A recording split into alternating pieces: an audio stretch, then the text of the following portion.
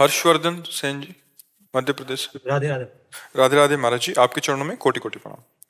महाराज जी, जिन्होंने आपको गुरु मान रखा है और उन्हें कभी एकांतिक में आपको आपसे बात करने का सौभाग्य नहीं मिल पाता, वो आपसे कैसे बात कर सकते हैं? बस यही समय है, और तो ना मोबाइल रखते हैं ना मोबाइल से बात करते हैं। मन से बात कर सकते हो या एकांतिक में आके बात कर सकते हो। मन से तो बात की जा सकती है ना। आप एकांत शांत बैठिए और ध्यानस्थ होइए और बात कीजिए, तो आपको उत्तर मिल जाएगा। पर इतना एकांत और शांत मन होना चाहिए ना। पहले मोबाइल थोड़ी था, पहले तो इसी पद्धति से बात होती थी। ध्यान के द्वारा वो तन्मय हो गए और अपने गुरुजनों का दर्शन कर लिया, गुरुजनों से बात कर ली। रोज प्रायः यही होता था। अब तो मान लो मोबाइल चल गया, आधुनिकता चल गई है, तो ये जितनी सुविधा है उतनी दुविधा भी तो है मोबाइल से। संसारिकता भी तो है उसी में। इतना लोग बिगड़ भी तो रहे हैं, गेम खेल रहे हैं, जुआ खेल रहे हैं, गंदी बातें देख रहे हैं, अपने जीवन को बर्बाद कर रहे हैं। हाँ, उसमें में सत्संग है, सत्संग सुन रहे हैं, आचरण सुधार रहे हैं, तो अपने जीवन को उन्नति के मार्ग में ले जा रहे हैं। बकाया संतों के लिए महाविष है ये मोबाइल। मतलब आज की आधुनिकता में इसके बिना काम चलेगा नहीं। सिलेंडर नहीं आएगा, जो गैस चूल्हा का आता है ना, मोबाइल से तो आता है। बड़ा मतलब योगदान है जीने में अब उसका, पर वो साधु के लिए जहर है, संतों के लिए जहर है। जैसे घर परिवार और नाना प्रकार की वासनाएं मिटाने के लिए तो बाबा जी बने। अब एकांत में छाती में लगाए मोबाइल, तो सारी वासनाएं आप देख सकते हो, सब सुन सकते हो, तो आपका पतन हो जाएगा। और प्रायः अब के समय में कोई भजन करके सिद्ध हो रहा हो, बहुत ही कठिन बात है। क्योंकि छाती से मोबाइल लगा रहता हो, जहाँ कुन कुन हुआ तो अब चिंतन कहाँ जाएगा? चिंतन यही रहेगा। चिंतन भगवान में थोड़ी जाने देगा मोबाइल। मोबाइल रख लो और भला चिंतन करो आंख मूंद कर भगवान का। नहीं, हर मिनट बाद आपका किसी का मैसेज तो नहीं आया किसी को, और ये भजन में मन ही नहीं जाएगा, उसी में लगेगा। सीरियल देखो, नौटंकी देखो, नाटक देखो माया के। बहुत कठिन है। इस कलिकाल ने ऐसा यंत्र फेंक दिया है कि सबके पास होगा, सबको रखना पड़ेगा। काम करवाना है तो मतलब मोबाइल रखना ही है, और मोबाइल है तो फिर एकांत में वो पूरा प्रपंच है उसमें। तो बड़ा जितेंद्री कोई हो तो बच जाए मोबाइल के प्रयोग, गलत प्रयोग से, नहीं तो गलत प्रयोग करेगा ही करेगा। और बच्चा प्रायः लोग ऐसे कान में लगाए यही कहते रहते हैं, और बोले और, अरे और क्या, चुपचाप भजन कर, बंद कर भजन कर। पर कान में लगाए लोग घूमते रहते हैं, अच्छा और मतलब बातचीत करते रहते हैं। तो गुरुजनों से बात करने का मन से है, या एकांतिक में आके बस इतना ही समय है। जहाँ यहाँ से निकले तो बस वहाँ दरवाजा बंद, किसी से मिलना नहीं, किसी से जुड़ना। अब कल 2 बजे रात्रि के फिर निकलेंगे, जो 2 बजे रात्रि के दर्शन करते, बस शांत। और इतना ही बहुत है। अगर इतने में अपने को कोई बदलना चाहे तो बदल सकता है, और ना बदलना चाहे तो फिर क्या। पर यह है कि समाज सेवा बन रही है, इसलिए थोड़ा राजी है कि चलो लोगों का परिवर्तन चाहें अपना करना तो कर सकते हैं। नहीं तो सबसे बढ़िया बात है सबको भगवान मान के बस एकांत में भजन करें। उपदेश देने का भी अब समय नहीं रह गया, कलिकाल है। अब उपदेश को जीवन यापन का एक व्यापार मान लिया गया है। आज शास्त्रों के उपदेश को, भागवतिक उपदेश को भी धंधा बना लिया गया है। सच्चे संतों की मार्ग में ये भी त्याज्य ही है, इसको भी त्यागना चाहिए। पर अगर सब त्याग जी भाव कर ले तो फिर समाज तो भगवान इसीलिए लगा देते हैं। नहीं तो अब ये भी धंधा हो गया है, रुपया। जिसका लक्ष्य रुपया है वो अध्यात्म नहीं हो सकता, कोई भी क्रिया हो। जिसका लक्ष्य है भगवान, वही अध्यात्म होता है। अब हर चीज में रुपया चाहिए, हर चीज का रुपया। जहां धंधा है वहां परमार्थ नहीं चलता, और जहां परमार्थ है वहां धंधा नहीं चलता। और भगवान सबका भरण पोषण करते हैं, हम हमारे जनों का भी भरण पोषण करते हैं। तो इसलिए मोबाइल रखते नहीं, मोबाइल से बात करते रहे, प्रगट में बात कर ले या मानसिक बात। मन से कैसे करते हो? मन एकाग्र करो, गुरुदेव का ध्यान करो, और अपनी बात कहो, वहीं अंदर ही हृदय में उत्तर मिल जाएगा गुरुदेव का। कनिका मदान जी। राधा वल्लभ हरिवंश प्रभु जी। श्री हरिवंश महाराज जी। महाराज जी, मैं आपके बताए हुए मार्ग पर पिछले 1.5 वर्ष से चलने का प्रयास कर रही हूँ। महाराज जी, आप कह रहे हैं कि जैसे एक बच्चा पेपर लिखते वक्त अपना सवाल के हल बार बार जांचता है, रीचेक करता है, तो गुरुजी को कॉपी देने से पहले तो आंतरिक मन में बार बार ये सवाल आता है कि मैंने पापाचरण बंद तो कर दिए हैं और नाम जब भी चल रहा है, तो कहीं खुद से कोई दोष दर्शन, दृष्टि या अभिमान ना हो जाए। बार बार विचार आने पर मेरी भगवत प्राप्ति नहीं, बाधक तो अपने नहीं पर अब अपने को इस तरह से चिंतित नहीं करना है। हम कोई अनाथ नहीं है, भगवान की शरण में है। अगर अभिमान आएगा तो ठीक कर देंगे, दोष आएगा तो निर्दोष कर देंगे। हमारे भगवान है ना, हम उनकी शरण में है ना, हम प्रभु की शरण में। हमको अब अपनी चिंता नहीं करनी, अपनी चिंता नहीं करनी, हमें चिंतन करना है प्रभु का। जहां कहीं अपनी चिंता की बात आए तो सोचो ना, प्रभु है ना, प्रिया जो है ना, लाडली जो है, वो सब ठीक कर देंगे। शरणागत को निर्भय रहना चाहिए, भगवान के भरोसा दृढ़ रखना चाहिए। ऐसे हम परेशान हो जाएंगे, ऐसे तो मन परेशान कर देगा। परेशान नहीं होना है। जब मन ये दिखाने लगे कि तुम में अगर अहंकार आ गया तो प्रभु है ना, हाँ हाँ, नहीं तो उसी समय उसको दौड़ाओ ना, प्रभु है ना। जहां कहीं भयावह बात लावे तो प्रभु है ना, अरे वो सब ठीक कर देंगे, वो सब संभाल लेंगे। ऐसा तो विश्वास करो। बाह्य साधन और आंतरिक साधन, उसकी रक्षा, उसको बढ़ाना और भगवत प्राप्ति तक ले जाना, ये सब भगवान का कार्य होता है। गुरु जी, तो सोचने से अभिमान नहीं आएगा? नहीं, आ भी जाए तो क्या फर्क पड़ता है। फिर भक्ति पे रुकावट आ जाएगी।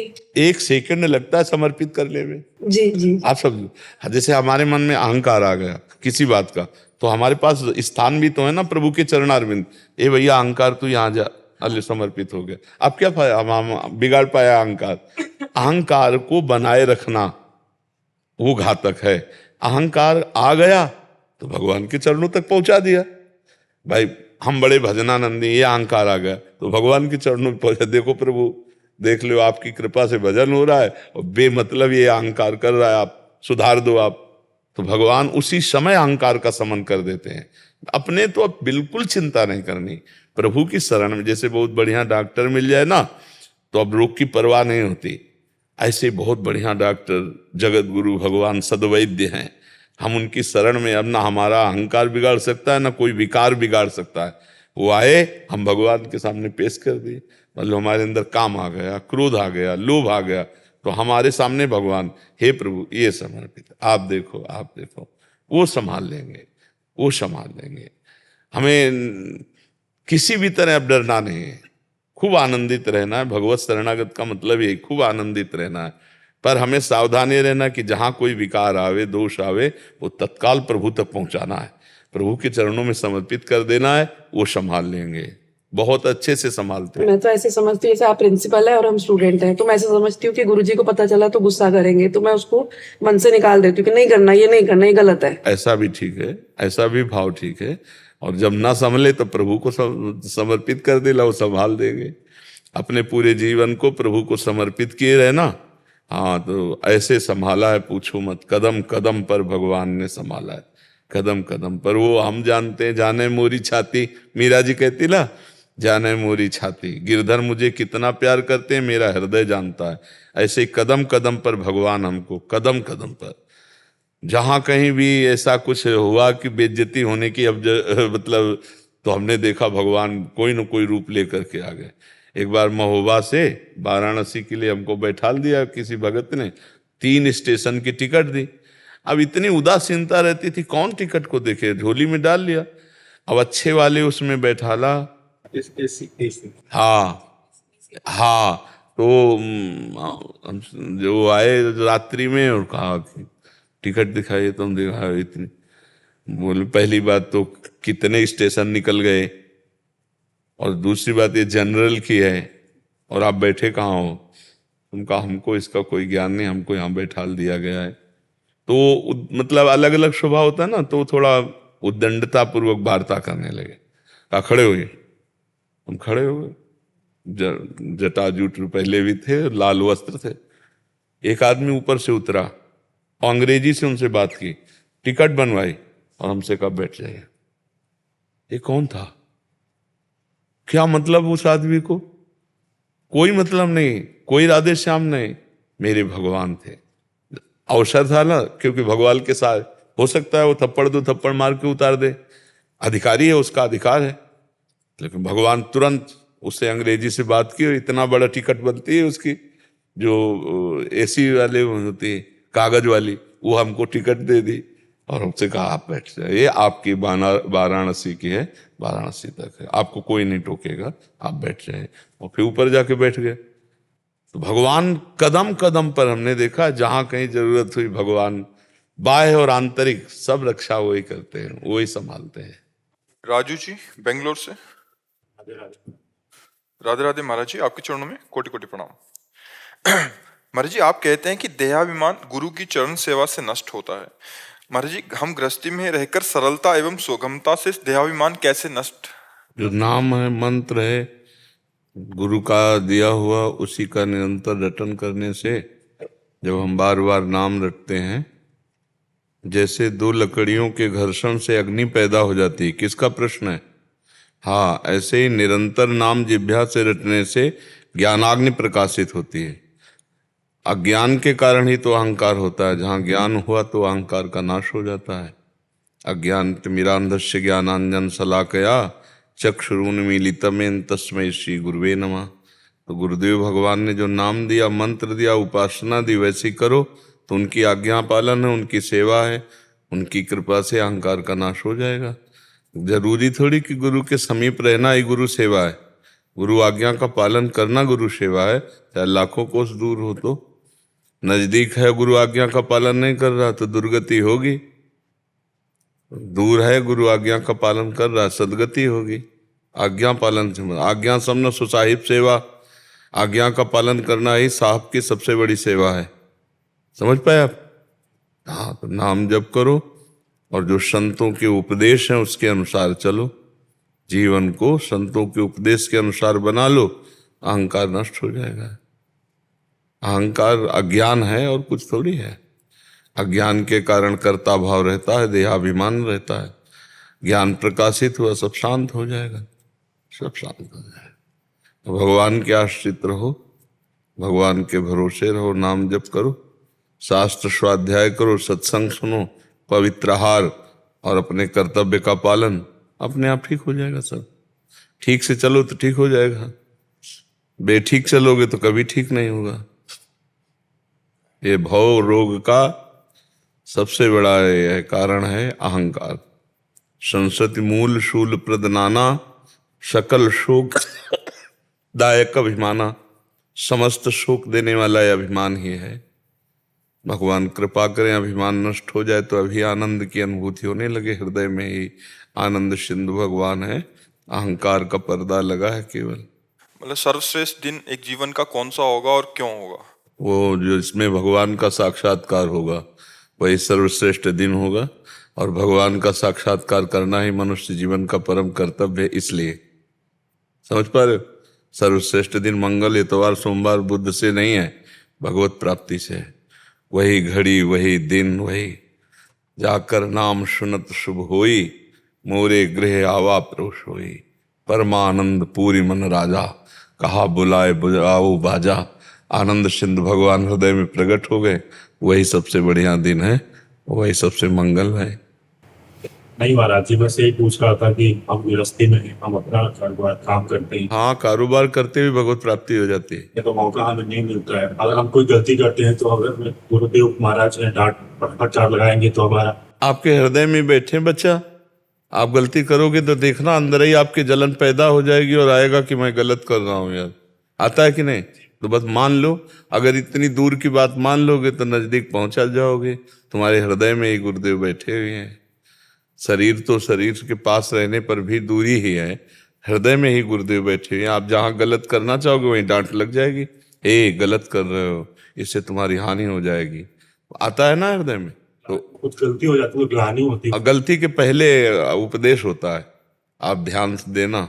जब कोई गलती होने वाली होगी उसके पहले उपदेश हो, एक गलत है, होश में। बस मान लो बात, शुरू से हम कह रहे हैं मान लो बात, सब काम हो जाएगा। गृहस्थी और विरक्ति का कोई भेद नहीं है। ये दोनों दो मार्ग हैं भगवान की प्राप्ति के लिए। एक विरक्त वेश रख कर के संसार का त्यागी बनकर चलना, एक संसार में रहकर संसार का रागी बन करके भगवान का अनुरागी बनना। तो श्रेष्ठ है संसार में रह करके कर्तव्य का पालन करते हुए भजन करना।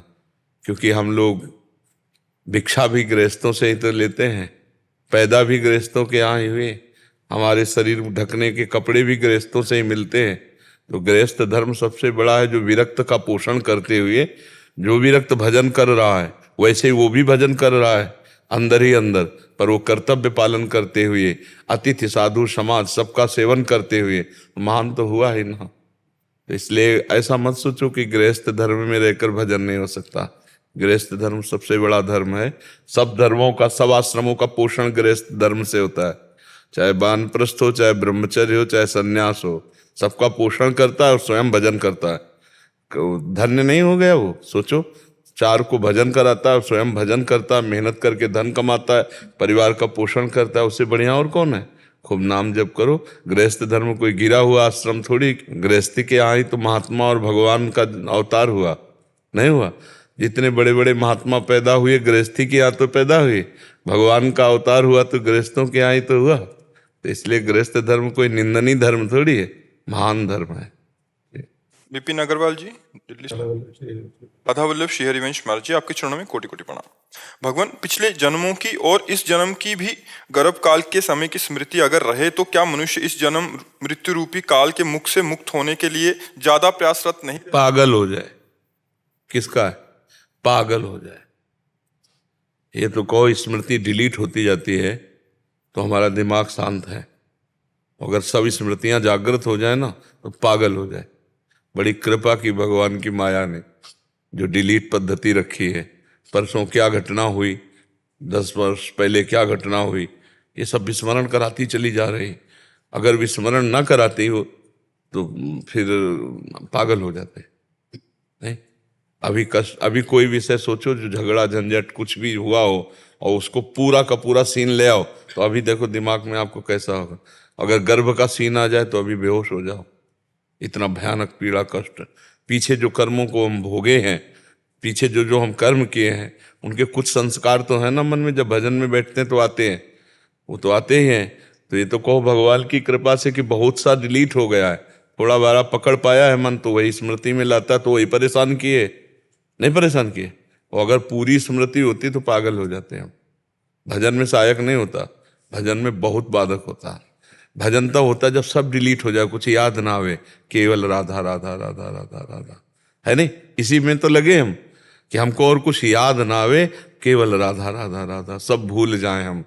और तुम कहते हो सब याद, अगर सब स्मृति आ जाती तो हालत खराब हो जाती, पागल हो जाते, नहीं हो जाते? विचार करके देखो, अगर घटना प्रति घटना हर चीज हमारे सामने है तो हमारी बुद्धि खराब हो जाती है। अभी तो सब डिलीट होता चला जाता है। परसों शाम के क्या खाया ये भी याद करना पड़ेगा। परसों वाली बात कि परसों शाम के अच्छा ऐसे ढूंढना पड़ेगा और फिर कि हाँ हमने ये खाया। तो ये तो कृपा कहो कि वो डिलीट लगा हुआ है, साथ में सब डिलीट करता जाए, सब भर जाए दिमाग में, भ्रष्ट हो जाए, दिमाग के भ्रष्ट हो जाए। ये बड़ी कृपा है भगवान की जो स्मृतियों का अपहरण कर लिया। अब जब भजन के बल से पूर्व स्मृतियां जागृत होती हैं तो भजन बल रहता है उसमें, इसलिए उसको गिरा नहीं पाते। तो इसीलिए उसको रख दिया गया है, सब स्मृति है। अभी आप 10 जन्म की बात देख सकते हो पर भजन बल हो आप में। तो जब भजन बल आ जाएगा तो पागलपन थोड़ी चढ़ पाएगा। फिर तो ज्ञान विज्ञान संपन्न वो देख रहा है, और अभी सब स्मृति आ जाए तो पागलपन चढ़। पूर्व का किया हुआ कोई कुकृत्य दिमाग में आता है, परेशानी पैदा कर देता है ना। तो यहाँ तो लाखों कुकृत्य किए हुए हैं, वही सब रील चलती रहे तो फिर भजन क्या हो पाएगा? बड़ी कृपा है माया की जो डिलीट कर देती है सब, जो पर्दा में कर देती है। ये था कि जैसे जो भी उसकी वजह से हमारी जो गलतियां हुई, जो उसकी वजह से सजा मिली, जो नरक भुगते, तो उससे अगर कुछ गलतियों नहीं, अब आपको उनसे क्या मतलब है? पूरा रजिस्टर जो पुराना हमारा है वो शरणागति के प्रभाव से भस्म हो जाएगा। आपको उसका हिसाब करने की ताकत नहीं है। जो क्रियमाण है वर्तमान में उसे तुम्हें केवल संभालना है। जो भूत निकल गया उसकी चक्कर में हमें नहीं पड़ना, वो हमारे प्रभु संभालेंगे। तुम्हारी ताकत नहीं है कि तुम अपने संचित कर्मों का हिसाब कर सको। तो प्रारब्ध भोग तो आ ही रहा है। क्रियमाण को हम संभाल रहे हैं भगवान के बल से, राधा राधा राधा, अच्छे आचरण, पवित्र आचरण। संचित को भगवान संभाल रहे हैं, हमारा काम बना बनाए, हमको क्या चिंता करनी है, आप थोड़ी संभाल सकते हैं। महाराज जी, इनका कहने का भाव ये लग रहा है मुझे कि मन डरता नहीं है, मन डर जाए तो भजन में लग जाए कि इतना कष्ट भोगा। कुछ डरना नहीं, रोज लाठी चलती है और जब छूटते हैं ना तो फिर वही करते हैं। मन ऐसा वैसा सामग्री से नहीं बना कि एक बार के थप्पड़ से डर जाए या 1000 बार के थप्पड़ से डर जाए, नहीं। ये बहुत ये डरता है भजन से, सिर्फ भजन से। डट के भजन से डरता है। आप देखो भजन में लगाना शुरू करो, अभी जलन पैदा करेगा, अभी दुनिया का सब, ये डरता है भजन से और किसी से नहीं। अधीन होता है भजन से। भजन में लगो, खूब नाम जप करो, ऐसे न लगे चिल्ला चिल्ला के करो, ये स्वाभाविक नहीं लगेगा, इसको जबरदस्ती लगाया जाता है भजन में। और जब भजन में इसको स्वाद मिल जाता है तब फिर नहीं हटता है। जब तक भजन का स्वाद नहीं मिलता था तो तब विषय स्वाद पाए हुए तो भागता रहता है, विषयों में भागता रहता है। इसलिए इसको जबरदस्ती लगाना होता है। भगवान जो विधान किए बहुत अच्छा किए हैं, मतलब वो हमारी तुम्हारी सलाह की थोड़ी जरूरत है। अरे भगवान ज्ञान समुद्र है, त्रिकालज्ञ है, सर्वज्ञ है, उनका जो विधान होता है बहुत अच्छा होता है। हम लोगों के लिए बहुत अच्छा किया है वो जो डिलीट लगा दिया है। अगर डिलीट न लगाए होते तो बहुत परेशानी हो जाती है। हाँ, मन तो अगर सोचो कि दुख में आकर मन ये इतना बदमाश है कि इसकी हालत ऐसे समझो कि जैसे सांप के मुंह में मेढक है, आधा है, आधा मेढक मुंह में आ चुका है, बस झटके में अंदर हो जाएगा। पर मेढक आगे पतिंगा खाना चाहता है, उसको ये पता नहीं है कि मैं खुद काल का ग्रास बन चुका हूं और वो आगे पतिंगा खाना चाहता है। ऐसी दशा मन की है कि खुद जो है वो अपनी रक्षा कर नहीं सकता है और हमें भोगों में फंसाने के लिए और ले जा रहा है, और वो फंस चुका है। अब आधा जीवन चला गया, मतलब 30, 40, 35, 50 के हो गए, 40, 35 के तो हो गए, 50 हाथ पर तो। अब मनुष्य की आयु, पूर्ण आयु 100 वर्ष बताई गई है। अब पता नहीं 100 वर्ष चलें कि ना चलें, कितने में चले जाएं। तो अब इसको जबरदस्ती भजन में लगाना, ये डर के भजन में नहीं लगेगा किसी भी। ये बहुत निस्संक है, बहुत चालबाज है। अभी लाख उपदेश गए, नारकी हो वो घृणा, और उसी में मरेगा जाके, उसी में मरेगा जाके। इसका विश्वास बिल्कुल नहीं करना, मन का विश्वास बिल्कुल नहीं। मन का विश्वास जिसने कर लिया वो मारा गया। ये दुष्ट बेईमान है, इससे हर समय अलर्ट सावधान रहे। और ये डरता सिर्फ भजन से है, हमारी बात समझ लेना। दंड से, भोगों से, नरकों से बिल्कुल नहीं डरता है। ये चर्चा सुनेगा, डरेगा, इसके बाद फिर वही कार्य करेगा, वही कार्य करेगा। ये डरेगा तो सिर्फ भजन से डरेगा। जितना जो भजन कर लिया और डर पा के मन को अधीन कर लिया। भजन नहीं तो मन डरपने वाला नहीं, लाठी डंडा से डरपने वाला नहीं। बहुत खतरनाक है, बहुत खतरनाक मन है। पिट लिया है तो एक बार पिट लिया, बार बार थोड़ी पिटना है, कोई बार बार थोड़ी फंसना है। फिर फंस गया तो फिर पिट लिया, अब तो वो पुष्ट होता जाता है, इससे ज्यादा थोड़ी कष्ट मिलेगा, वो और बलवान होता जाता है। ये मरेगा तो सिर्फ भजन से मरेगा। मन मार्या तन बस में की ना, हुआ भरम सब दूर, बाहर से कछ दिखत नाही, अंदर चमके नूर, आपो त्याग जगत में बैठे नहीं किसी से काम, उनमें तो कछ अंतर नहीं, संत कहो चाहे राम। वो भगवान का साक्षात स्वरूप है जो निरंतर नाम जप करते हुए मन मार्या तन बस में कीना, हुआ भरम सब दूर। भजन से मन मारा जाता है और कोई उपाय नहीं है। महाराज जी, इसी मन के ऊपर ही एक प्रश्न था। महाराज जी, कुछ दिन पहले एक साधक आए थे हमारे पास। यद्यपि उन्होंने जो प्रश्न किया, हमने जैसे आपने प्रेरणा किया उसका उत्तर दिया। वो कह रहे थे कि जब घर से निकले थे तो यही मन इतना वैराग्यवान बन रहा था कि एकमात्र लक्ष्य प्रभु की प्राप्ति था, बट ये दिन प्रतिदिन इसका वैराग्य कम की ओर क्यों? इसके पीछे कारण क्या है?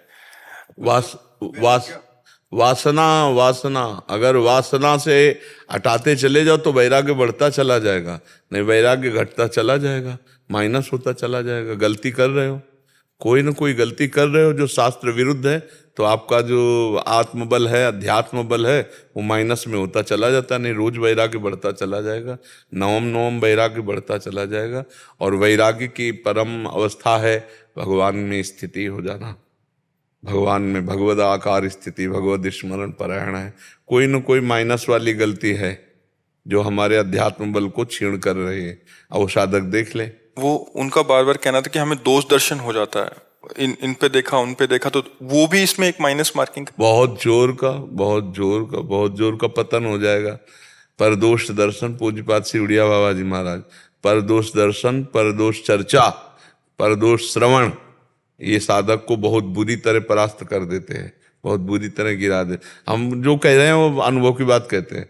हाँ, माइनस तभी आपका वैराग्य जो ढीला तभी होता चला जाएगा जब आपसे कोई शास्त्र विरुद्ध आचरण हो रहा है, वाणी से, शरीर से, इंद्रियों से, चेष्टाओं से, उसको संभाल लो तो वैराग्य बढ़ता चला जाएगा। मतलब वो अगर आप सही से चल रहे हो तो वैराग्य दिन प्रतिदिन बढ़ेगा। दिन प्रतिदिन बढ़ता चला। वैराग्य का तात्पर्य अंदर से राग रहित हो जाना, भागना थोड़ी होता कहीं। अंदर से कुछ अच्छा नहीं लग रहा और भगवान में रुचि बढ़ती चली जा रही, संसार से रुचि हटती चली जा रही, इसी का नाम वैराग्य है। हाँ। अभिषेक जी। राधे राधे महाराज। राधे राधे महाराज जी, आपके चरणों में कोटि कोटि प्रणाम। महाराज जी, भगवान श्री कृष्ण भगवत गीता के 12वें अध्याय में कहते हैं कि जो दूसरों से ईर्ष्या नहीं करता, सबसे मित्रता का भाव रखता है, सुख दुख में एक समान रहता है, सहनशील, संतुष्ट है, ऐसा भक्त भगवान को बहुत प्रिय है। महाराज जी, ये गुण अपने अंदर कैसे विकसित करें? नाम जप। जितना नाम जप करोगे, नाम जप को बचाओगे और नाम जप को पचाओगे तो उतने सद्गुण प्रकाशित हो जाएंगे। जैसे बलिष्ठ भोजन पा करके उसे पचा लिया जाए तो शरीर पुष्ट करेगा, ऐसे ही बलिष्ठ भजन है, उसे पचा ले, उल्टी न करे। राग द्वेष काम क्रोध की लीलाओं में भजन का भाव क्षीण होता है, भजन का बल क्षीण होता है। सबकी सहले, कुछ किसी से ना कहे, भजन बढ़ाता चला जाए तो वही फिर जब परिपक्व हो जाता है तो सद्गुणों का विकास कर देता है भजन। बिना भजन के नहीं, भजन ही विनिश्चितम बदामिते नान्यथा वचांस में हरिम भजन्ति ये नरा भव सागर तरफ। सारे भागवतिक सद्गुण उसमें आ जाते हैं, जिससे बहुत समुद्र से पार हो जाता है। नाम जप, खूब नाम जप करो, अधिक से अधिक नाम जप करो, गुप्त नाम जप करो, निष्काम नाम जप करो, तो अपने आप सब सद्गुण आ जाएंगे। भगवान का समस्त वैभव भगवान के नाम में छुपा हुआ है। 2 अक्षर है राधा, 2 अक्षर है राम, लेकिन सब कुछ भरा हुआ है इसी में। ककारा ना पड़े और शुरू कर दे राम राम राम राम राम राम राम राम राम।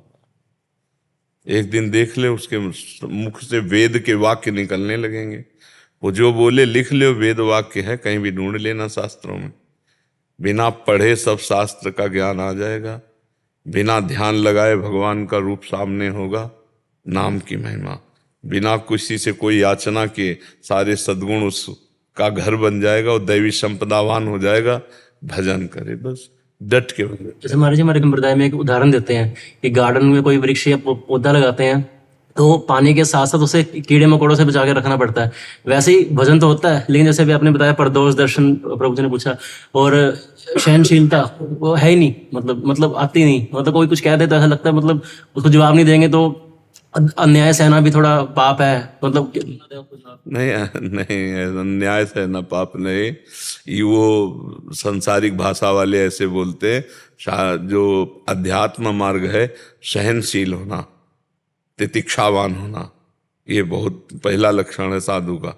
तितिक्षावान मतलब गर्मी सर्दी, मान अपमान, निंदा स्तुति, इनको समान भाव से सह जाना। ऐसा थोड़ी कि अन्याय कर रहा है। कौन अन्याय कर रहा है? हमने अन्याय किया, उसका फल हमको मिल रहा है। वो सामने वाला तो निमित्त बनाया गया है कि दे इसको गाली। वो बेचारा निमित्त है, कर्म हमारा है जो उसको प्रेरित करके गाली दिला रहा है। अब चुपचाप सह जाते हैं तो हमारा कर्म शांत हो जाता है। अगर हम फिर लड़ जाते हैं तो नया कर्म बन जाता है। अज्ञान के कारण ये सब ऐसे। ठीक है, अन्याय को नहीं सहना चाहिए, तो तुमने जीवन भर अपने ऊपर आए हुए अन्याय के आचरणों को सहा है। तुम खुद अन्याय किए हो, सहा है चुपचाप कि नहीं सहा है? कितने अन्याय किए हो? अभी इसी जीवन में अन्याय का मतलब होता है शास्त्र विरुद्ध आचरण। न्याय मतलब शास्त्र के विधान के अनुसार चलना। तो शास्त्र विरुद्ध आचरण कितने किए? तो सहे ना चुपचाप। अगर ना सहे होते तो अभी अंदर से आपके ज्वाला हो जाती और सबके बीच में कह देते मैंने पाप किया है, मुझे दंड देना चाहिए क्योंकि मैं अन्यायी हूँ, मैं अन्याय सहन नहीं कर सकता, ये मेरे अंदर अन्याय है। सहन कर लिए, कोई जान नहीं पाया चुपचाप। और जब उस अन्याय का फल आपके ऊपर आ रहा है तब कह रहे हो वो अन्यायी है, उसको दंड दे दे, नहीं तो फिर वो अन्याय बढ़ता चला जाएगा। बड़ा सूक्ष्म है अध्यात्म बच्चा। भगवान को साक्षी करके देखो तुमने कितना अन्याय अंदर से किया, और क्षमा करते रहे कि नहीं करते रहे अपने को, तो अब दूसरे का नंबर आया है, तब उसे भी क्षमा करना सीख जाओ। क्षमावान ही भगवान को प्रिय है। अद्वेष्टा सर्वभूतानां मैत्रः करुणैव च निर्ममो निरहंकारा श्रम दुखा सुखा समी। ये अध्यात्म है बच्चा, ये सब संसार अहंकार की बातें हैं। अध्यात्म अमृत है, अमृत एकदम शांत प्रेमामृत, सब सह जाए वही महात्मा। साय सो साधु सहत सहत बाढ़े भगत गृह तन गुरहित गात। जो जितना सह गया उतना ही महान हो गया, समझ रहे ना। हाँ, लड़ना झगड़ना मार पीट ये सब धर्म नहीं कहता। जिसको देखो निंदा ही करता रहता है एक दूसरे की, और सब में हरि है, सब स्वरूपों में भगवान विराजमान। एक दूसरे की निंदा, एक दूसरे धर्म की अवहेलना, ये सनातन धर्म का ज्ञान ठीक नहीं है, इसलिए ऐसा किया जाता है।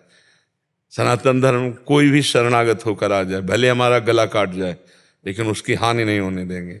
सनातन धर्म को देखो, कबूतर गोद में गिर गया तो शिवी महाराज ने काट काट के शरीर अपना रख दिया, लेकिन कबूतर का हानि नहीं होने दी।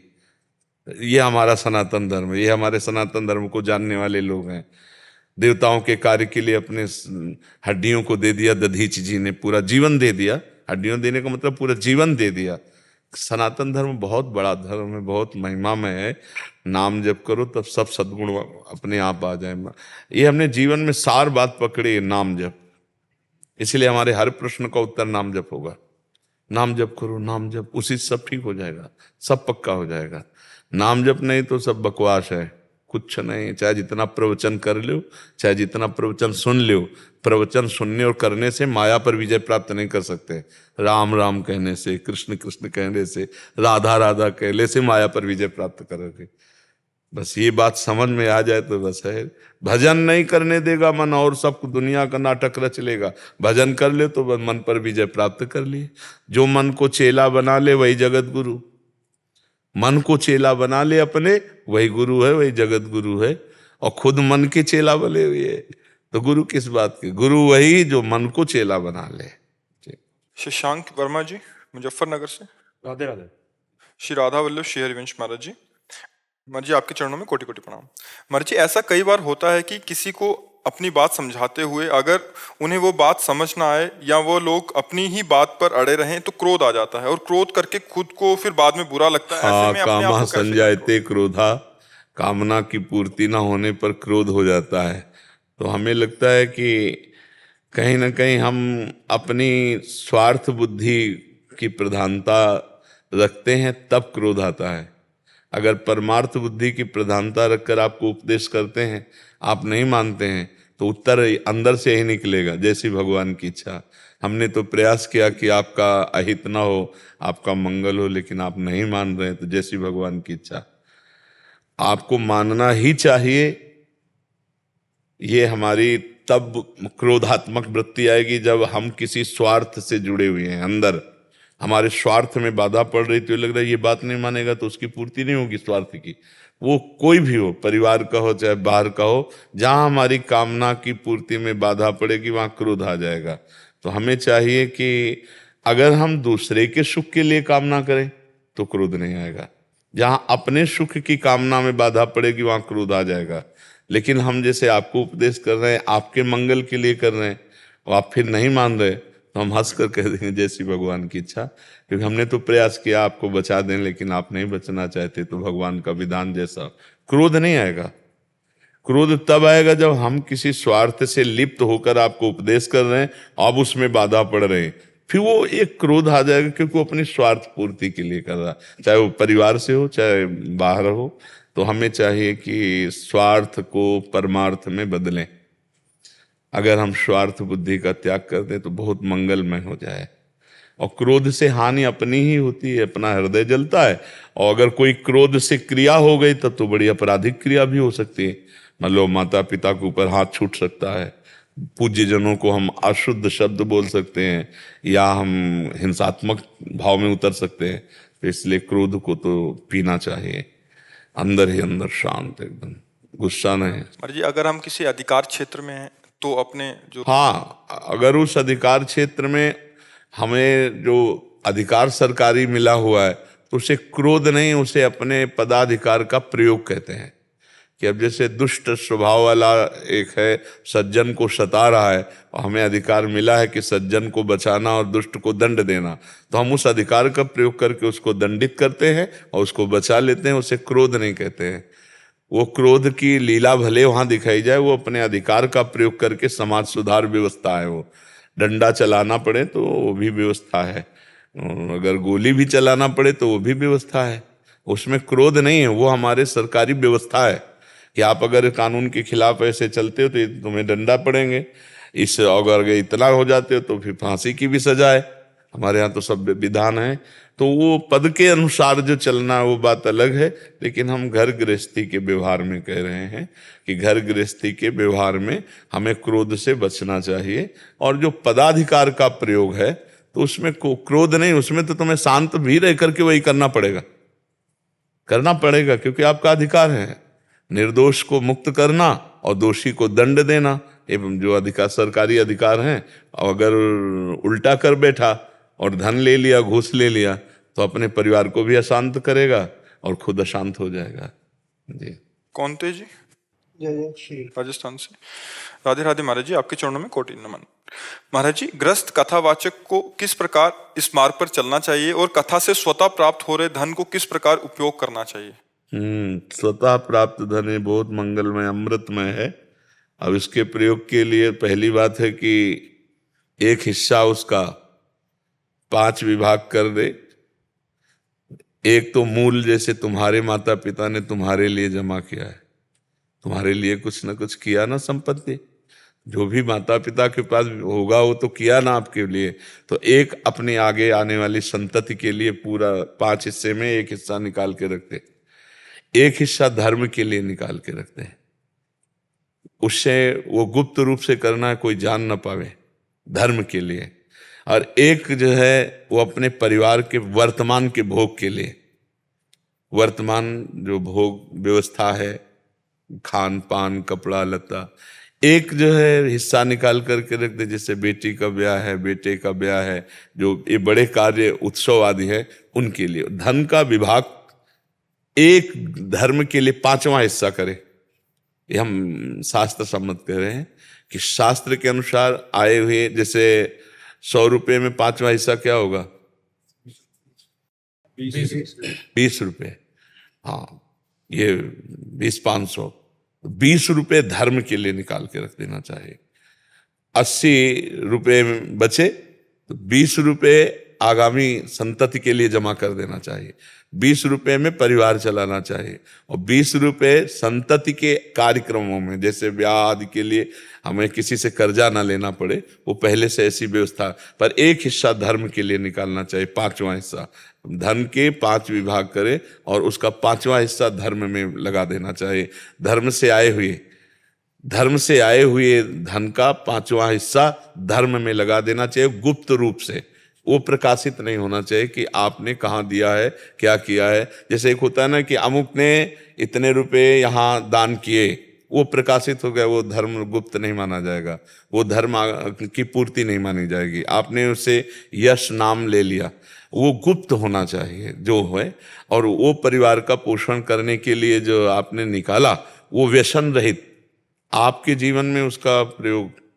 व्यसन आदि जैसे नाना प्रकार के लोग करते, भाई हमने कमाया, अब हम अपना, कई तरह के व्यसन होते हैं। दृष्टि के भी व्यसन होते हैं, इंद्रियों के भी व्यसन होते हैं, नशा भी को व्यसन कहते हैं। तो बहुत सावधानी से पवित्र आचरण करते हुए अगर हम धन का सदुपयोग करेंगे तो धन अपने आप आता रहेगा।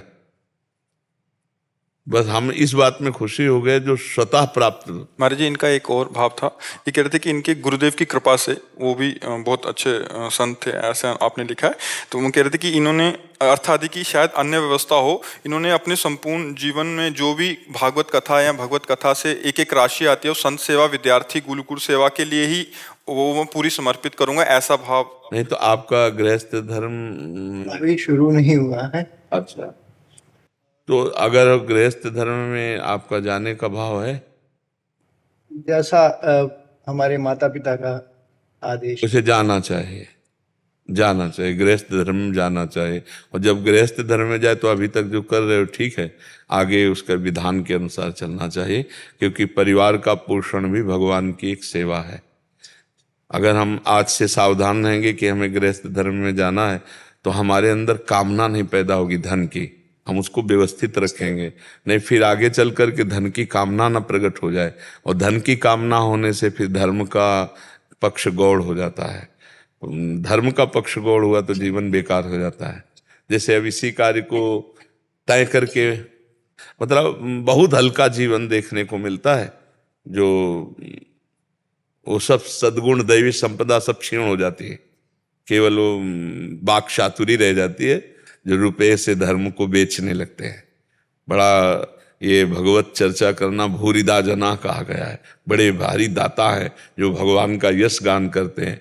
तो भगवान के भरोसे होकर के भगवान का यश गान करना, और जो उससे मिले उससे परिवार का, माता पिता का पोषण करना, ये उत्तम बात है। आप यही आशीर्वाद दीजिए कि इस सदमार्ग पे जो हमारे सदगुरुदेव श्री बाबा सुखदेव दास जी महाराज संगीताचार्य, मैं उनका शिष्य हूँ, और मैं सिर्फ एक चीज जानना चाहता हूँ। मेरा प्रश्न ये है आपसे कि यह तो स्वतः प्राप्त धन हुआ, एक धन होता है जो पोथी पे दान स्वरूप अर्पण होता है, मेरे को उसका क्या करना चाहिए जो और लोग दान कर रहे हैं, पोथी पर आ रहा है। स्वतः प्राप्त धन से हम तो उसी को ले रहे हैं।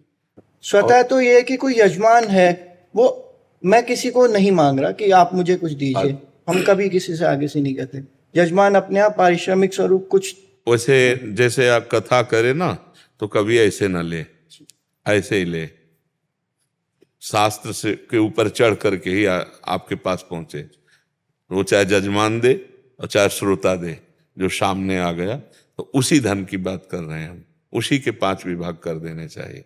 अब मानो लाखों में आ रहा है, तो 1 लाख रुपया का 5वां हिस्सा कितना होता है? 20,000। 20,000। तो बस गौ सेवा में लगा दीजिए, कहीं गुप्त रूप से किसी, और या जैसे कोई गरीब आदमी बीमार है तो गुप्त रूप से उसके पास अर्थ पहुंचा दीजिए, उसकी दवा हो जाएगी, आपका धर्म बन जाएगा।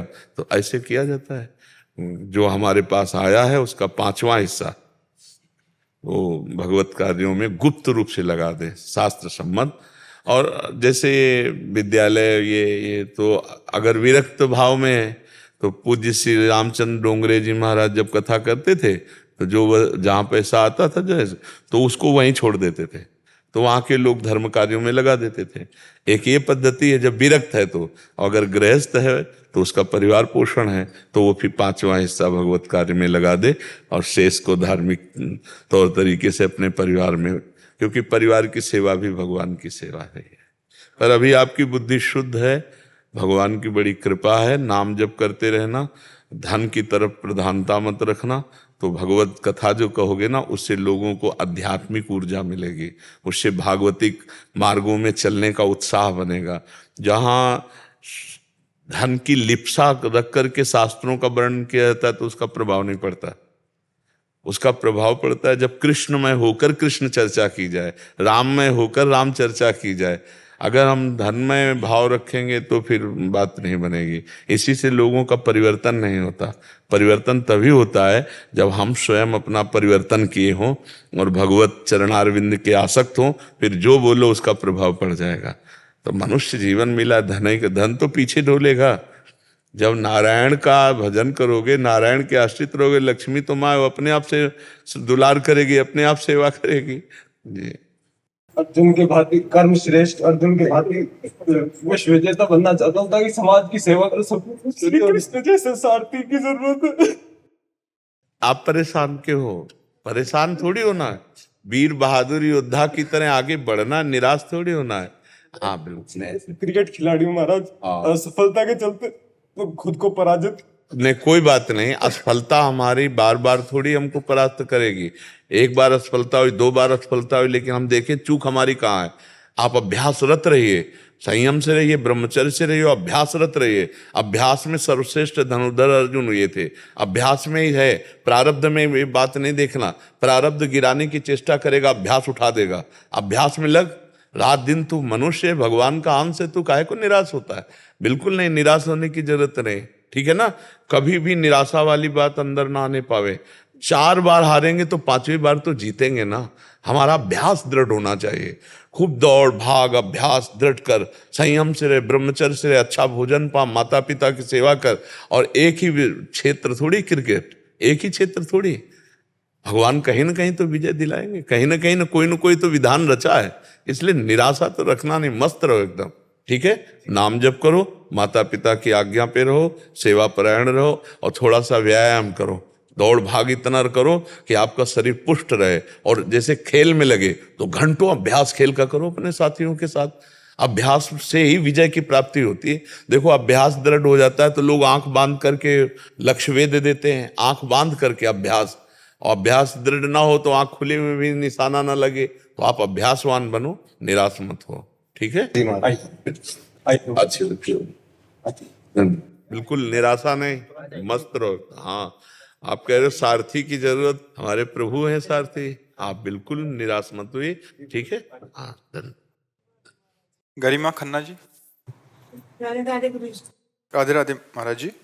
महाराज जी, मन को नियंत्रित करना बहुत कठिन है। महाराज जी, आपने अपने मन को कैसे नियंत्रित किया? भगवान के भरोसे और कठोर वैराग्य, 2 चीजें हमारे जीवन में रही। कठोर वैराग्य, गंगा का किनारा जो भगवान भेज दें वो पाना, नहीं तो भूखे रह जाना। पर कभी भी भगवत विस्मरण न होने पाए। हर मिनट, हर सेकेंड, हर ऋतु का कष्ट सहते हुए, गर्मी, बरसात, सर्दी, भूख, प्यास, गाली, मार पीट सब सहते हुए भगवान के मार्ग में। लक्ष्य था मुझे भगवत प्राप्ति करनी है, बस मुझे भगवत प्राप्ति करनी है। तो उससे जब लक्ष्य होता है तो फिर सब कुछ सहा जाता है। और सह गया सो साधु, सह जाए सो साधु। साधु की सबसे बड़ी पहचान सहनशीलता। कितना सह सकता है गर्मी, सर्दी, बरसात, भूख, प्यास, ये सब। और पूरा जीवन, अब आज 55 या 60 के बीच में जो भी हो, बचपन से निकले और 55 में होंगे। अब इतनी बड़ी जीवन यात्रा पूरी कष्टप्रद रही और अब तो और कष्टप्रद हो गई। दोनों किडनी फेल हो गई है, तो डायलिसिस चलता रहता है। और भी कई तरह के कष्ट इसके कारण हैं, जिसे आप पानी नहीं पी सकते, आप सब्जियां नहीं पा सकते, बहुत तरह के कष्ट इसमें ब्रेक है। किडनी खराब होने पर बहुत। तो भगवान का भरोसा और भगवत प्राप्ति की लालसा, इन 2 बातों ने संसार में हमें विजय दिला दी। जो मन को वश में करना बहुत कठिन है वो स्वाभाविक, क्योंकि गंगा के किनारे मन को दौड़ाने के लिए स्थान नहीं और लक्ष्य भगवत प्राप्ति, तो निरंतर भजन में लगे रहना, तो चांस ही नहीं मिला। कभी ऐसा चांस नहीं मिला जीवन में, मतलब वृंदावन के सिवा, कि हमने कभी गरम गरम भरपेट रोटी पाई हो पूरे जीवन में, कि ऐसे कोई बनाता जा रहा, हम ऐसे पाते नहीं। जो प्रारब्धवशात कभी 2 परेठा, कभी कुछ ऐसे, कभी कोई गुड़ दे दिया, तो ऐसे पार होता रहा है। यहाँ अब सुविधा मिली है। अब चूंकि भगवान अगर सुविधा ना देते तो बड़ी दुर्दशा हो जाती, कहाँ से डायलिसिस होता। तो भगवान कृपा किए तो यहाँ सुविधा मिली पूरे जीवन में अब आकर, क्योंकि अगर अब सुविधा ना मिलती तो बड़ी दुर्दशा हो जाती। इतनी सब व्यवस्था कैसे होती? जहाँ भोजन की सुविधा ली थी वह कैसे होता? तो देनहार कोई और है, देत रहते दिन रैन। उनको लगा कि अब व्यवस्था की जरूरत है तो भगवान व्यवस्था कर दी। जी, पूर्व में कोई दोस्त नहीं रहे आपके? गंगा किनारे वाले का दोस्त कौन बनेगा? महादेव बनेंगे, दूसरा कौन बनेगा? भगवान के सिवा कोई दोस्त होता है जब कुछ हो पास ना, तब दोस्त होता है ना। हमारे पास भगवान के सिवा कुछ था ही नहीं। एक अचला, कमंडल, छड़ी, इसके सिवा कोई है नहीं, तो दोस्त कौन होगा ना? जब दोस्त नहीं तो दुश्मन का सवाल क्या होता है? दोस्त किसी, सब हमारे भगवान हैं, इतनी मान्यता है। सब में मेरे प्रभु विराजमान, वही कृपा करके दर्शन दे ले आए, वह उसी भाव से मिलते हैं। किसी से अपनापन नहीं, आज तक किसी से अपनापन नहीं। हमारी श्री जी हैं, जो मंत्र दिया वही फोन नंबर है, श्री जी से बात करो। श्री जी हमारी है, लाडली जो हमारी है, दूसरा कोई नहीं। बस अब धीरे धीरे यात्रा अंतिम की तरफ जा रही, तो और प्रसन्नता है। कि पूरा जीवन निकल गया, कोई अब अंतिम जा रहे हैं भगवान की तरफ, धीरे धीरे रोज का रोज जा रहा है। अब किडनी डायलिसिस हो रहा है तो कोई दवा तो नहीं है ना, वो तो केवल अंदर की जो पोटेशियम है, क्रिएटिनाइन है, इन्हीं को निकालता है, तो वो तो फेल ही है ना। अब वो कितने दिन चलेगी फेल, और अभी जब तक सेवा होगी तब तक चलाते रहेंगे। उन्हीं का खेल है, उन्हीं के बल से चलता है। तो भगवान का आश्रय और लक्ष्य भगवत प्राप्ति, इसने हमारे मन को बांधे रखा, अन्यथा बहुत कठिन था, बहुत कठिन था। जहां हमें कष्ट मिलता वहीं भगवान किसी न किसी रूप में हमको सहयोग देते और समझाते, टूटना नहीं है, आगे बढ़ो, आगे बढ़ो। तो बस भगवान की कृपा बल से लक्ष्य भगवत प्राप्ति, उसी से सब भगवान कृपा करके फिर कोई न कोई संत महात्मा ऐसे मिलते जो हमसे ज्यादा बैरागी। तब लगता है यार हम तो जवान होकर ऐसे, ये तो वृद्ध होकर ऐसा कष्ट सह रहे, फिर और वैराग्य पुष्ट होता। बहुत कृपा रही, बहुत कृपा। इसीलिए कह रहे हैं आपके समय में मोबाइल जो है ये साधुता के लिए बहुत जहर है, बहुत जहर है। कोई बिरला ही इस जहर से निकल पावे, नहीं तो यही गिरा देता है, यही गिरा देता है। गंदी बातें सब उसमें है, जहाँ मन गंदा हुआ सर्च किए बस गए। जो देखा जाता है, जो सुना जाता है, जो बोला जाता है वही मनन होता है, जो मनन होता है वही परिणाम होता है।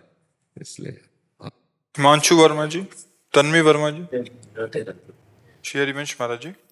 महाराज जी, भक्ति करना का बहुत मन होता है, लेकिन गृहस्थ जीवन में व्यस्त होने के कारण ठीक से नहीं हो पा रही भक्ति। किसका है? हाँ, तो गृहस्थ जीवन में तो बहुत बढ़िया हो जाएगी, कोई परेशानी नहीं।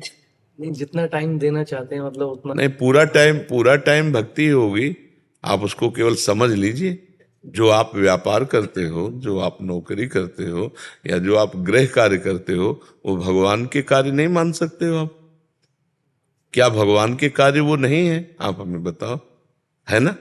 जब युद्ध रूपी कार्य भगवान की पूजा हो सकती है, तो आपका व्यापार, नौकरी, गृह कार्य, ये क्या आप भगवान की पूजा नहीं हो सकते? अर्जुन जी कह रहे हैं मैं युद्ध नहीं करूंगा, एकांत में भिक्षा मांग कर खाकर भजन करूंगा, संन्यास लूंगा। तो भगवान ने तो मना कर दिया कि ये नहीं करना है आपको, आपको युद्ध ही करना है। तो भगवान को पसंद है अपने कर्तव्य का पालन करना। तो आप जिस गृहस्थ धर्म में हैं, अपने कर्तव्य का पालन करें तो वो भगवान की पूजा हो जाएगी। जैसे मानो पत्नी है, पुत्र है, माता पिता हैं, आप अच्छे धर्म के द्वारा धन कमाइए और उनको सुख प्रदान कीजिए और उनमें भगवत भावना कीजिए। घर में ठाकुर जी विराजमान है, हाँ, जब भोग बने तो ठाकुर जी को भोग, हाँ हाँ, डेली करते। तो ये सब भजन ही तो है ना। भजन को मतलब क्या समझते हो? आपकी कहीं एकांत गुफा में जाके चुपचाप बैठ जाना, तो बैठ पाओगे चुपचाप? भाग पड़ोगे, नहीं भाग पड़ोगे कि यार पहले तो मन ज्यादा लगता था, अब तो एकांत में जब से आए तो भजन ही नहीं हो रहा है। आप फिर युद्ध देखोगे मन का। गृहस्थी में बहुत बढ़िया भजन होता है, बस शुरुआत यहाँ से होती है। नाथ सकल संपदा तुम्हारी, मैं सेवक समेत सुतनारी। पहले ये मानो टोटल, ये सब श्री भगवान का है। मुझे जो कार्य मिला है वो भगवान का कार्य है। आपको रैदास जी का चरित्र सुना होगा। रैदास जी का, वो वही काम करते थे जो उनको, और कठौता रखते थे उसमें जो चमड़ा धुलने वाला, बड़े बड़े सिद्धों को उसी जल से फेल कर दिया चरित्र में, उसी जल से। और उनका सूत्र था मन चंगा तो कठौती में गंगा। और गृहस्थी में थे, गृहस्थी में थे। बात मान लो बच्चा, भगवान की प्राप्ति के लिए गृहस्थी और विरक्ति मार्ग हैं दो, दोनों को समान भाव से भगवत प्राप्ति है। अब हम ड्यूटी बाय ड्यूटी है। अब हमारी ड्यूटी है, हम सुबह से लगे हैं, रात के 12 बजे उठ करके अपनी दिनचर्या को लगे, तो हम भी तो लगे हैं ना। तुम्हारी गृहस्थी में 4 लोग 6 लोग होंगे, हमारी गृहस्थी में हजारों की संख्या में है ना। देखो लो, आप हमारे बच्चे हो कि नहीं, आप हमारे परिवार हो कि नहीं, तो ऐसे। अब हमें बंधन इसलिए नहीं कि ये मेरी नहीं है, आप मेरे नहीं हैं, आप प्रभु के हैं, इसलिए आप आए हैं। आप प्रभुमय हैं हमारे लिए, हमारे भगवान आए, हम इस भाव से मिलते हैं, हमें कोई विक्षेप नहीं है। यदि आप अपनी पत्नी में भगवान देखें, अपने पुत्र में भगवान देखें, माता पिता में भगवान देखें, अगर मंदिर ना भी जाओ तो चलेगा, क्योंकि घर में आप भगवान देख रहे हैं ना। अब मंदिर में भगवान देख के आओ, घर में कलह अशांति मनाओ, माता पिता और परिवार के जन अशांत आपसे रहे, तो ऐसी भक्ति की हम मान्यता नहीं देते। भले मंदिर न जाओ, लेकिन अपने घर में जो सदस्य आपको मिले हैं, भगवान ने दिया है, पत्नी, पुत्र, माता, पिता, ये आपको कर्तव्य दिया है, भगवान ने पूजा दी, इनकी पूजा करो, इनके अपने अपने धर्म के अनुसार। यदि आप अपने धर्म के अनुसार पूजा करते हो और बीच बीच में राधा राधा राधा राधा जप लेते हो, और जो समय आपका है वो भगवान को अर्पित करते हो, कर्म अर्पित करते हो, तो आप महाभागवत हो, बढ़िया भक्ति है। ये सोचना कि हम गृहस्थ हैं, अगर हम विरक्त होते, यही माया का खेल है कि अगर हम विरक्त होते तो भजन कर लेते। जो विरक्त हुआ ना, वो सोचता है यार गृहस्थी में बड़ा सुख है। ये भूत के लड्डू ऐसे माया के हैं कि जो खाए सो पचता है, जो ना खाए सो पचता है। अच्छा, आप अब दूसरे को देखा, आपने माला लिए ऐसे थोड़ी देर के लिए, तो आपको लगा यार जिंदगी का सुख तो ये ले रहा है, हम तो सुख ही नहीं पा रहे, तो मायाकृत सुख है। तो सही पूछो तो आपका भजन बहुत जोर का हो सकता है, क्योंकि आपको दान नहीं लेना, दान देना है। आपको पैर नहीं पूजवाने, पैर पूजला है, और खुद भजन करना है, और चार को खवा के भजन करना है। तुम्हारा भजन बहुत जोर का भजन बनेगा बच्चा। और आज तक भगवान का अवतार या भक्त का अवतार गृहस्थों के यहाँ हुआ है। आप देखो ना, संत महात्मा भगवान सब गृहस्थों के यहाँ तो अवतार लिए। अच्छा, आज भी हमारा भरण पोषण गृहस्थों से ही तो हो रहा है भाई। कपड़ा है, बिजली है, भोजन है, गृहस्थ मेहनत करके कमा रहा है, 100 200 500 हम इधर दिए, उसी से तो चल रहा है। नाटकबाजी की बात नहीं है, खुली बात है। तो गृहस्थ धर्म सबसे बड़ा धर्म है, जो हर धर्म का, हर आश्रम का पोषण करते हुए स्वयं भजन कर रहा है, वो महान है। ये बात समझना पड़ेगा। हमारी समझ में गृहस्थ आश्रम बहुत बड़ा है, यदि धर्म से चले तो। धर्म से चले तो बोले फिर आप बाबा जी क्यों बन गए? जैसे नहीं, बाबा जी, ये हमारे भाग्य में लिखा था। भगवान की प्राप्ति के लिए जरूरी नहीं बाबा जी बनना, जरूरी है भजन करना, जरूरी है धर्म से चलना। तो बाबा जी बन के अगर भजन न करे तो भगवान मिल जाएंगे क्या? नरक जाएगा, नरक, सीधे नरक।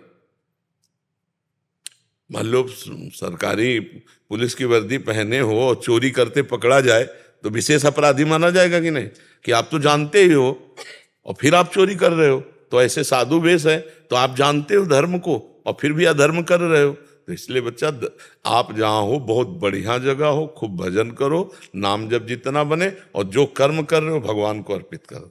समझ गए? आप सुनते हैं अनन्य भक्ति में, जैसे हम लोग जाते हैं पूजा पाठ से, कोई हनुमान जी की भक्ति कर रहा है, कोई देवी जी की कर रहा है, तो वहां पर राधा वल्लभ नाम लेके बैठ तो जाते हैं, लेकिन जब प्रसाद लेते हैं तो प्रसाद पा सकते हैं श्री जी का मान के? हाँ, देखो गृहस्थी में क्या है कि रिश्ते नाते इन सब में निर्वाह करना पड़ता है। तो इसमें अंतर से यही भाव रखे कि सब हमारे प्रभु का प्रसाद है, ऐसे भाव से पाए। तो कोई अनन्यता में नहीं, कोई अनन्यता अंदर का विषय है, अनन्यता अंदर का भाव है।